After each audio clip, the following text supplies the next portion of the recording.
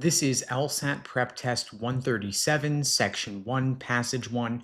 It's a biography of Lorenzo Tucker, an African American entertainer who got left out of the history books. It's a low difficulty passage, but it has a sneaky structural move that catches people off guard. Now, this is a humanities passage. The author isn't making some big argument here. They are a biographer explaining how they built a career biography of someone history ignored.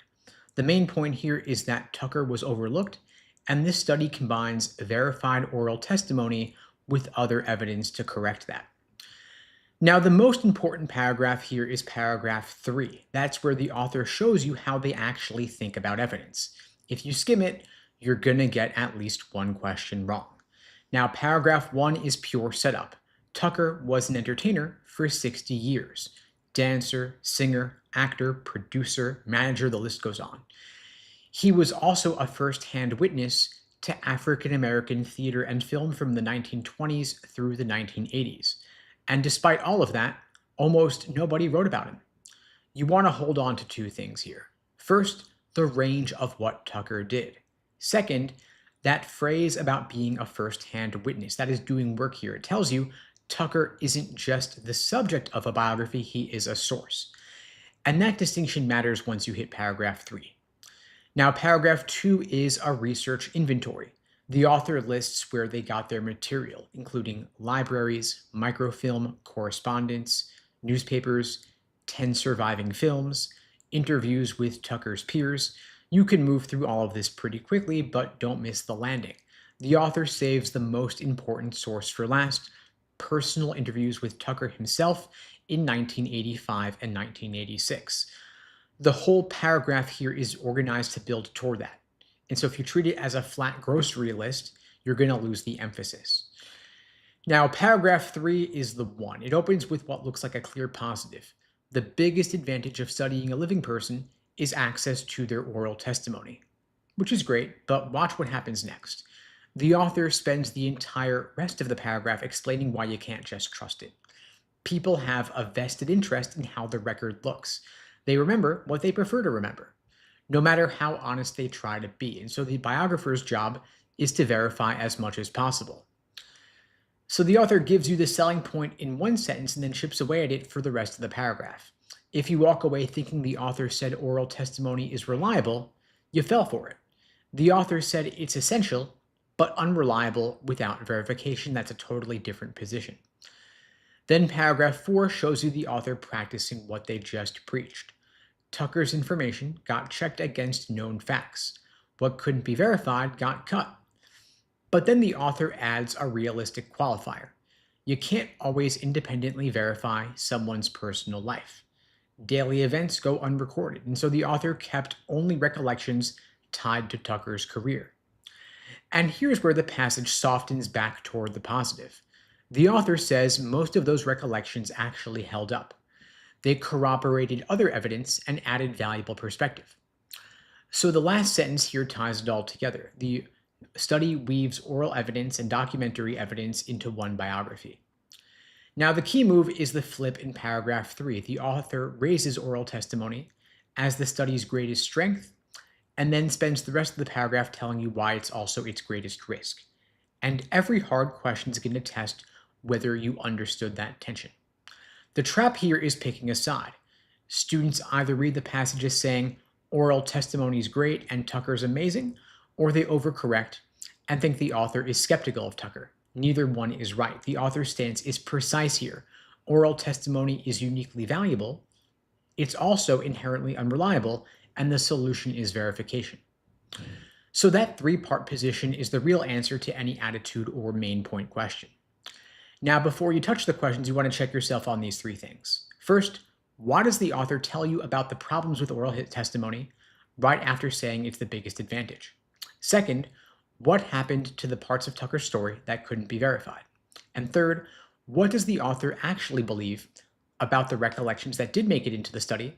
Are they treated as fact or as one piece of a bigger picture? And so that was passage number 1. We're going to go on to passage number 2 in just a minute. We're in test 137, by the way. You could pull these up inside your LSAC Law Hub account. I can't display them on screen due to copyright, unfortunately. This is LSAT Prep Test 137, Section 1, Passage 2. It's about Marjorie Shostak's book, Nisa, which weaves together ethnography and one woman's personal story. It's a medium difficulty passage. What makes it tricky is that the author has a clear opinion, but delivers it inside what feels like a neutral book description. If you read passively, you're going to think you just read a summary, but you didn't, you read an argument. This is a humanities passage. The author is arguing that Shostak's method, centering one individual woman's voice, does something traditional ethnography fails to do. That is the main point. Everything else is evidence for it. Now, the most important paragraph is paragraph number 2. That's where the author stops describing the book's structure and starts showing you what the book accomplishes. If you skim paragraph 2, you're going to get the author's stance wrong. Now, paragraph 1 is pure setup. It tells you the book has 3 narrative strands: Nisa's autobiography, Shostak's experience as an ethnographer, and a bigger story about what happens when those 2 perspectives collide. The word you've got to catch is the word challenges. The author says Shostak challenges the ethnographer's tendency toward the general and the anonymous. So that word tells you the author approves of what Shostak is doing. But it flies by fast because paragraph 1 is mostly just laying out the book's structure. You want to read this at a normal speed. Know the 3 strands exist, but don't memorize them. Paragraph 2 is where you slow way down. It does 3 things in quick succession, and each one of them matters. First, Nisa explains Khmer life in a way that corrects Western assumptions. The author brings in that idea about people being too inclined to consider a people happy, and that's not Nisa being charming, that's the author using Nisa's voice to tear down a romanticized view of their culture. And then come the ugly details: losing 4 children, sibling rivalries, fights over food. Those are the author's proof that Nisa's account is honest in a way that traditional ethnography is not. Second, Shostak asks what it means to be a Khmer woman, and Nisa's answer turns it into a bigger question of what does it mean to be a woman at all? So that pivot from the specific to the universal is the fuel of the whole passage.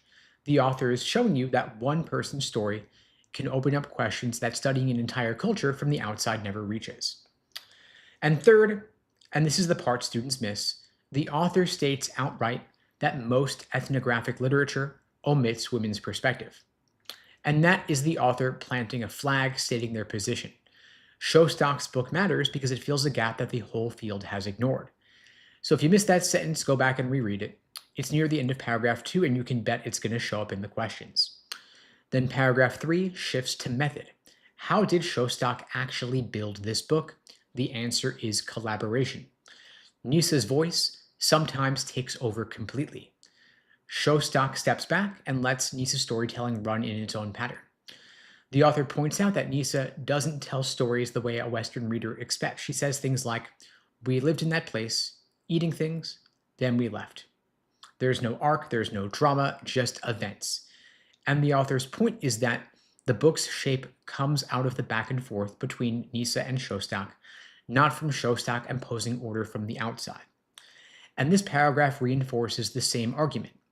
Shostak's method respects individual experience instead of flattening into cultural data. So you want to read paragraph 3 at a moderate speed because the storytelling details are just examples. You don't want to get lost in them. Now, the key move here is the pivot in paragraph 2 from what is it to be a Khmer woman to what is it to be a woman at all. So that's where the passage goes from being about one book to being about what ethnography should look like. And the test writers are going to build their hardest questions around that shift. Now, the author thinks Shostak got it right. Individual experience, honestly told, reveals more than traditional ethnographic observation. And the author thinks the field has a blind spot. It has mostly ignored women's voices. So those are 2 connected positions, and you need to have both of them. Now, the main trap is reading this as being a balanced book review, but it's not balanced. The author is clearly on Shostak's side. So when you see choices that describe the author as being objective or impartial, those are wrong. The author admires this book and thinks the rest of the field should learn from it, but the admiration is delivered pretty calmly and straightforwardly, and so students mistake calm for neutral. Now, before you hit the questions, you want to check yourself on these 3 things. First, why does the author include the harsh details about Nisa's life? instead of the pleasant ones? Second, what exactly does Shostak do differently from other ethnographers? And third, whose voice are you hearing at any given point? Nisa's, Shostak's, or the author's? If you could track that, you're going to be fine on the questions. So that was passage number 2. On to passage number 3. By the way, folks, if you're looking for support, I'm offering free LSAT tutoring for anybody watching this now or later. The link to book that free tutoring lesson with me is unpluggedprep.com/start. Link is below the video on YouTube, pinned in the chat on YouTube, in my bio on TikTok and IG as well. Now, this is LSAT Prep Test 137, Section 1, Passage 3. It is a comparative passage about invasive species. Medium difficulty passage. It's hard because the two passages look like they disagree more than they actually do. Now, both passages are about introduced species, but they're coming at the topic from completely different angles. Passage A is asking how serious is the threat. Passage B is asking whether we're even defining the threat correctly. Now, passage A starts with history. Elton's 1958 book said disturbed habitats are the ones most vulnerable to new species. That was the old conventional wisdom. Then the passage makes a pivot. New ecologists know that humans introduce species into all kinds of ecosystems, even pristine ones. So the problem is bigger than Elton thought. That is the update. Don't overthink it. Now, the Everglades example takes up a lot of space, but it's doing one job. It shows how an ecosystem that looks wild and natural is actually being reshaped from the inside. Sawgrass dominated, melaleuca trees showed up, grew taller, blocked the light, and changed the soil. The whole system shifted. Then Australia gets one sentence: Scotch broom wiping out native reptiles.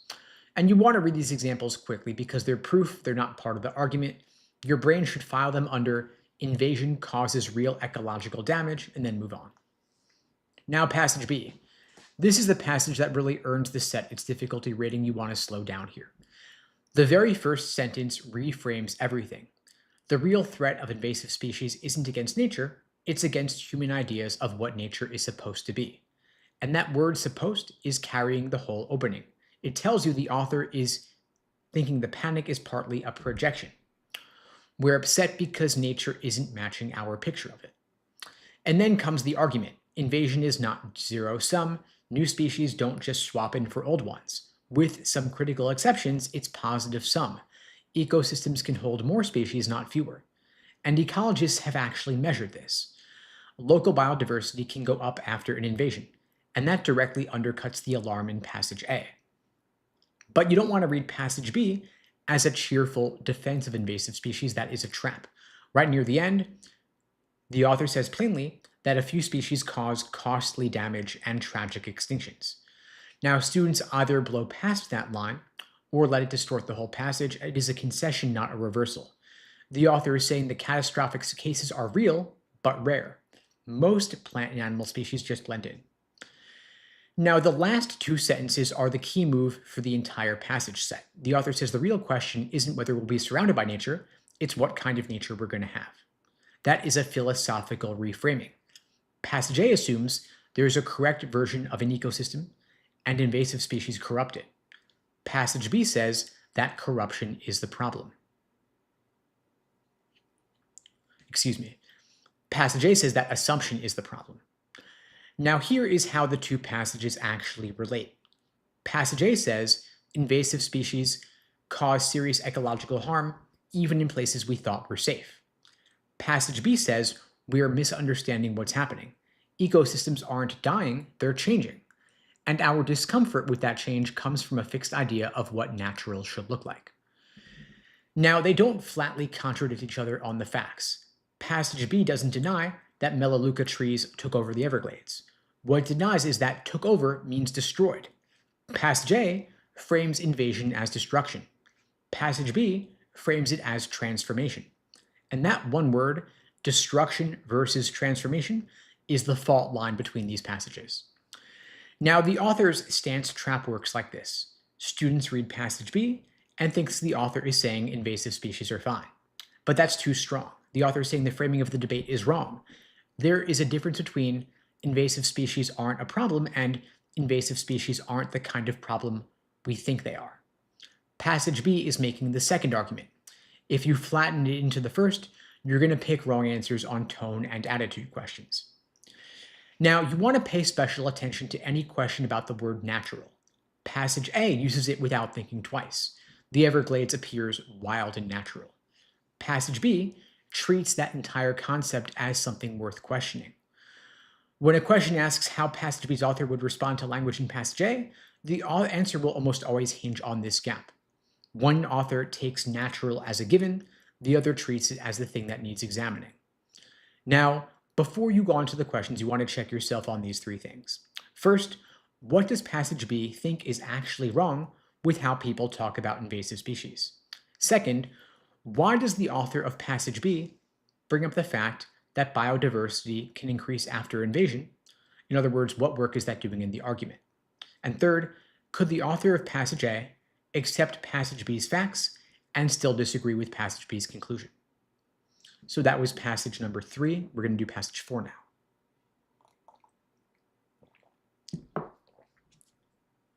This is LSAT PrepTest 137, section 1, passage 4.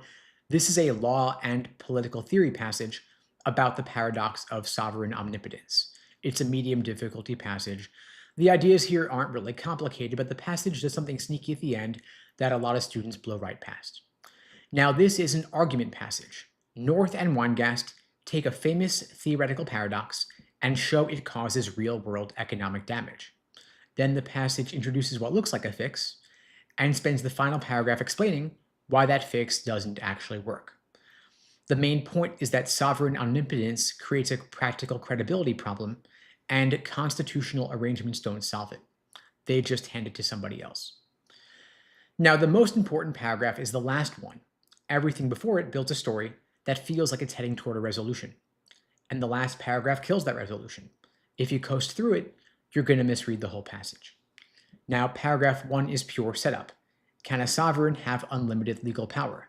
If it does, it can also give that power away, which means it doesn't really have unlimited power, and that is the paradox. Get the logic, then move on. The test doesn't care whether you can explain the paradox step by step. It cares what North and Weingast do with it. Now, paragraph 2 is where the argument actually starts. Social scientists already knew about this paradox. North and Weingast say it's not just a philosophy problem, it bites real monarchs in real ways. A sovereign with absolute power can't make a believable promise. Why would a creditor lend generously to someone who could just refuse to pay with zero consequences? So that word credible is carrying the whole passage. Everything that follows comes back to whether a sovereign can make commitments people actually trust. Now, paragraph 3 is the evidence. English and French monarchies needed huge amounts of money, but nobody trusted them. These monarchs had a track record of seizing wealth, ignoring debts, and breaking deals. And so creditors charged them more than they charged ordinary wealthy people. Now, you want to read this paragraph for the pattern, not the details. Its job is simple: to prove that the credibility problem was real and expensive. You don't want to get bogged down in the examples here. Now, paragraph 4 feels like the turning point. The Glorious Revolution of 1688 created a constitutional settlement. Parliament took control of the money. Parliament represented commercial interests, so it wouldn't tolerate the crown cheating creditors. Now the crown could borrow cheaply because lenders believed the commitments would stick. So this paragraph might read like a success story because it sounds like the problem got solved, but you want to hold on to that thought. Because in paragraph 5, they pull out the rug. North, Weingast, and others argue that limiting sovereign power through constitutions is a good thing, but the passage says these scholars overlook something. The Glorious Revolution didn't get rid of the paradox, it just moved it. The crown used to have unlimited power and couldn't credibly commit. Now, Parliament has that same unlimited power. Parliamentary sovereignty, the idea that Parliament controls the extent of its own legal authority, is baked into England's unwritten constitution. And so the exact same paradox applies.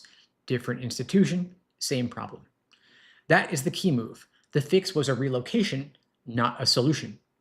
And if you miss that turn at the end of paragraph 5, you're going to think this passage is pro-constitutional reform, but it's not. It is skeptical.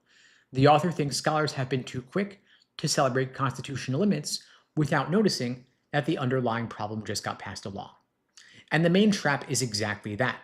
Paragraph 4 is so convincing as a resolution that students lock in on it, Then they pick answers that treat the Glorious Revolution as a success. And that's going to burn you on main point questions, author's attitude questions, and anything asking about the function of the last paragraph. The author isn't saying constitutions are bad. The author's saying they don't fix this particular problem the way people think they do. And by the way, one more thing you want to watch here. This passage has two layers, the theoretical paradox and the practical consequences. The paradox is the logic puzzle in paragraph 1. The practical problem is about creditors and lending and trust. The test is going to offer you answer choices that blur these two things together, but you got to keep them separate. North and Weingast care about the practical side, and the paradox is just their starting point. Now, before you go on to the questions, you want to check yourself on these three things. First, why do creditors matter in this passage at all? Second, what exactly changed after 1688 and what didn't? And third, whose view is the last paragraph challenging? And what is the specific blind spot it's pointing to? So that was test 137. We're going to go on now to test number 136.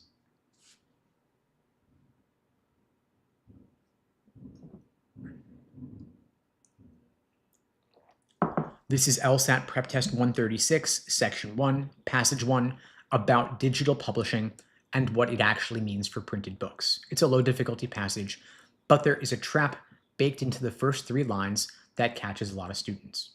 Now, this is a social science passage. The author is making a prediction, and it's a contrarian one. Everyone assumes digital means reading on screens. The author says that's wrong, and most books will still be printed even if they're digital. They'll just be printed differently. They'll be printed on demand at the store by a machine. That is the whole thesis. Now, paragraph 1 is the most important paragraph. It opens with the assumption everybody walks in with: digital text means printed books go away.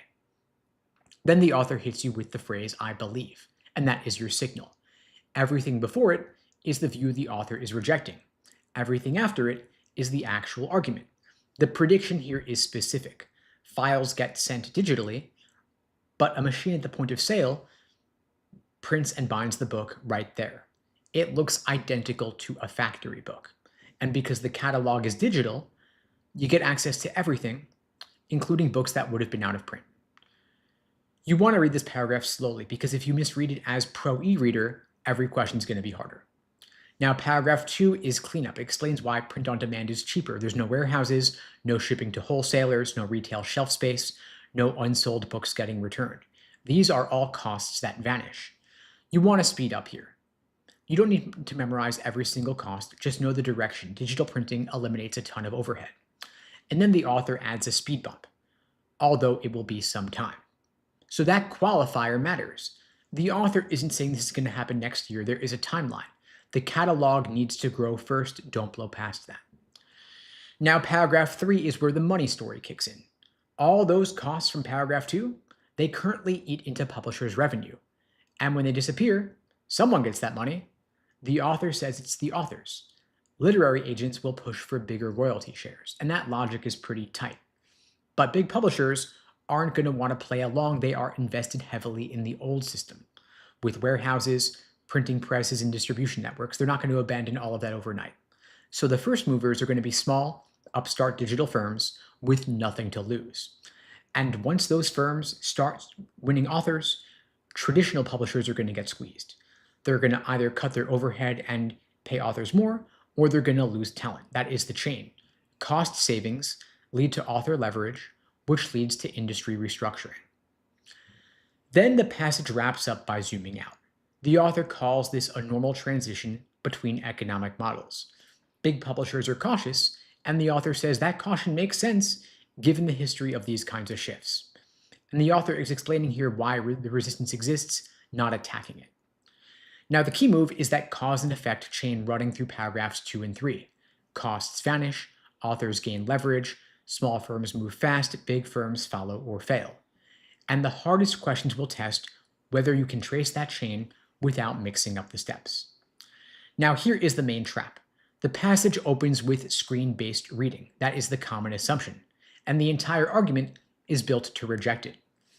But if you read too fast and you walk away thinking this passage is about ebooks replacing print, you're going to grab wrong answers that sound right. The author's whole point is that print survives, it just changes shape. Now, before you touch the questions, you want to check yourself on these three things. First, what does the author actually predict will happen to physical books? Second, why does the author think traditional publishers will resist? And third, who moves first in the digital shift and why? So that was passage 1. We're going to cover passage 2 now.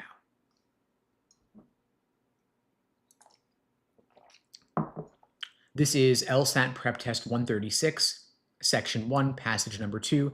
This is a comparative or dual passage set.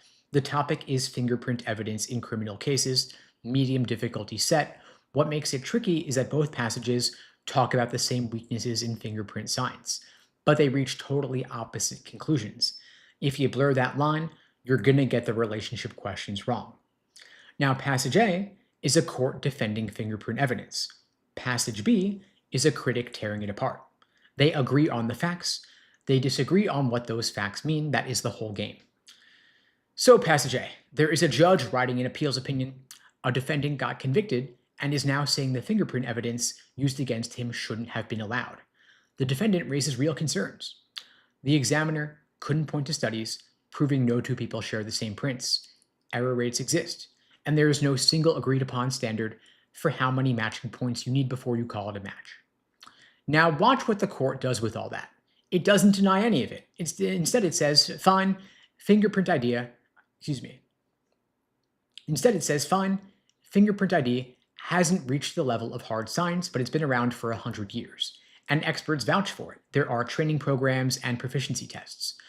So we're not going to throw something out. So we're not going to throw out something with that track record just because the science isn't locked down yet. So that phrase, withstood the test of time, is doing all the heavy lifting here. The court is swapping scientific proof for tradition. That is the move you need to see here. Now, the last chunk of passage A is where students lose the thread. The court admits different agencies use different standards for how many matching points they require, and that sounds like a problem. But the court spins it as being fine because examiners still follow a points and characteristics approach. They get tested regularly, and an expert testified the error rate is very low. The court is stacking up credentials and procedures to cover up for the fact that there's no hard scientific standard underneath. You've got to read that section slowly. It sounds stronger than it is. Then you've got passage B with a totally different voice. This is not just a judge making a ruling. This is someone asking the questions the court skipped over. And it opens by going straight at the foundation. Fingerprint examiners don't have objective standards for deciding when two prints match. There is no consensus on what is enough. Some count ridge characteristics. Others use a holistic approach. Some agencies want more points of similarity. Some want fewer. There is no agreed upon number. And then the author pushes deeper. Even if you pick a number, say 4 matching points or 5, nobody actually knows the odds that two different people could share that many. The data doesn't exist. And it gets worse. That data, the prints used in real cases aren't clean full prints. They're partial and they're smudged. So the question isn't just, can two people share 4 points on a full print? It's, can two partial smudged prints from different people look like a match? And no examiner can answer that. Then the very end of passage B hits on the error rate. The court in passage A relied on testimony that the error rate is extremely low. Passage B says that claim hasn't been backed up by serious study. The proficiency tests that exist have been criticized as being too easy, and when a tougher test was actually run, examiners got it wrong 34% of the time.